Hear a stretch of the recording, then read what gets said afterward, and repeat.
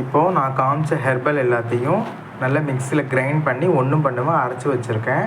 இப்போ எண்ணெய்க்கு அளவு என்ன அப்படின்னா 1 லிட்ரு செக்கில் ஆட்டின தேங்காய் எண்ணெய், அதுக்கு 50 கிராம் விளக்கெண்ணெய், 50 கிராம் நல்லெண்ணெய். இது 100 ml பாட்டில். நான் எனக்கு அடிக்கடி ஹேர் மாஸ்க் போடுவேன், அதனால் நான் சேர்த்து வாங்கியிருக்கேன். உங்களுக்கு வீடியோவில் காமிக்கிறதுக்காக நான் இதை அப்படி வச்சுருக்கேன். அதுக்கப்புறம் இரும்பு கடாய், இதில் தான் எண்ணெய் ப்ரிப்ரேஷன் பண்ணணும். இதில் எண்ணெயில் இந்த இதெல்லாம் போட்டு 5 நாள் பதப்படுத்துவேன். இப்போது நான் எண்ணெய் சட்டி சூடாகி எண்ணெயில் எப்படி நான் போடுறேங்கிறத காட்டுறேன், வெயிட் பண்ணுங்கள்.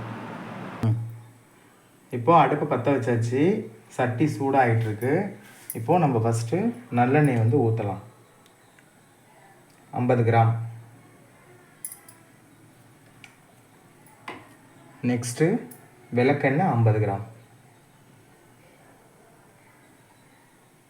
சில பேர் அதிகமாக போடுவாங்க, ரொம்ப குளிர்ச்சியாகவும், அதுக்காக தான். இப்போ செக்கில் ஆட்டின 1 லிட்டர் எண்ணெய்.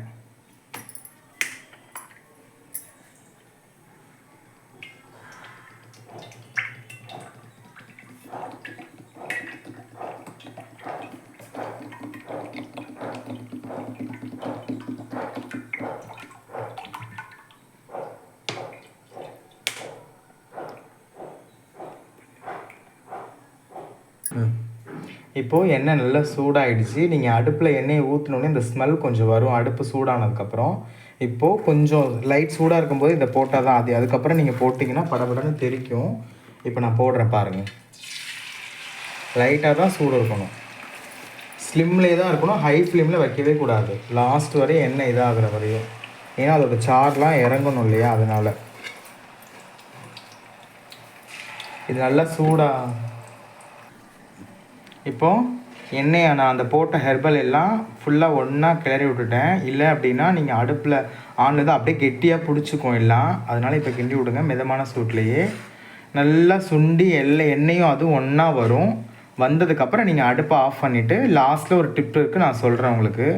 வேம்பாலைப்பட்டன் இருக்கும், அந்த வேம்பாலைப்பட்டை வந்து லாஸ்ட்டில் நம்ம போட்டுட்டோம்னா எண்ணெய் வந்து ரெட் கலரில் இருக்கும் பார்க்குறதுக்கு நமக்கு. நான் லாஸ்ட்டில் போடும்போது உங்களுக்கு காட்டுறேன். இப்போயே பாருங்கள், உங்களுக்கு எண்ணெய் மேலே வந்துருச்சு, அந்த ஹெர்பல் ஃபுல்லாக கீழே இறங்குது பாருங்கள். இந்த மாதிரி வந்து நல்ல கலர் மாறும். நான் ஸ்லிம்மில் தான் வச்சுருக்கேன் அடுப்பை, நீங்கள் பாருங்கள். இது நல்ல கலர் சேஞ்ச் ஆகி வரும். இப்போயே வாடை அப்படி அடிக்குது ஸ்மெல்லு. அந்த ஹெர்பலோட ஸ்மெல் வேறு லெவலில் இருக்குது. இப்போ பாருங்கள் எண்ணெய் எப்படி நுர பொங்கி தனியாக அந்த ஹெர்பல்லாம் தனியாக ஒதுங்கி எண்ணெய் மட்டும் தனியாக வருது பாருங்கள். இந்த மாதிரி கன்சிஸ்டன்சியில் வரணும் எண்ணெய். உங்களுக்கு புரியுதா? அந்த பியூர் க்ரீன் கலரில் வருது பாருங்கள். நம்ம நல்லா அப்படியே கிண்டி கிண்டி விடணும். எண்ணெய் மட்டும் நடுப்புற தனியாக வந்துடும். அடிக்கடி ஆனால் கிண்டி விட்டுட்டே இருங்க.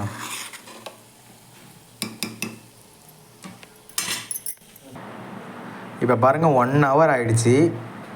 ஆயில் எப்படி அழகாக நுர பொங்கி தனியாக வந்துருச்சு பாருங்கள். இன்னும் ஒரு 1/2 hourல அடுப்பு ஆஃப் பண்ணிடணும். இப்போ இது வரையும் 1 hour ஆகிடுச்சி. ரொம்பவும் கொதிக்க விட்டால் தீஞ்ச ஸ்மெல் வந்துடும். நான் ஆஃப் பண்ணும்போது உங்களுக்கு காட்டுறேன். அந்த லாஸ்ட் டிப்ஸை நான் போடுறேன் உங்களுக்கு. இப்போ பாருங்கள் எல்லாமே அழகாக திரண்டு மேலே வந்துருச்சு. இது நிறையா இருக்குது என்னென்னு யோசிக்காதீங்க. இது வந்து ஆலோவேரா வந்து நம்ம மிக்சியில் ஒன்றா போட்டு அரைச்சோம் இல்லையா, அதோட அந்த ஜூஸ் தான் அது மேலே அப்படி இருக்கும். அந்த அடுப்பை ஆஃப் பண்ணோன்னே உங்களுக்கு எண்ணெயாக மாறிடும். இப்போ வந்து இதான் வேம்பாலைப்பட்டை, இதுதான் லாஸ்ட்டாக போடணும். எண்ணெயில் 5 நாள் நம்ம ஊற வைக்கும்போது இது நல்ல கலர் இதில் ஏறிடும். இதில் தான் அவ்வளோ சத்து இருக்குது. இப்போ நான் அதை போடுறேன், நீங்கள் பாருங்கள். அவ்வளோதான். போட்டுட்டு ஒரு கிளறி விட்டுட்டு நீங்கள் அடுப்பை ஆஃப் பண்ணிடலாம்.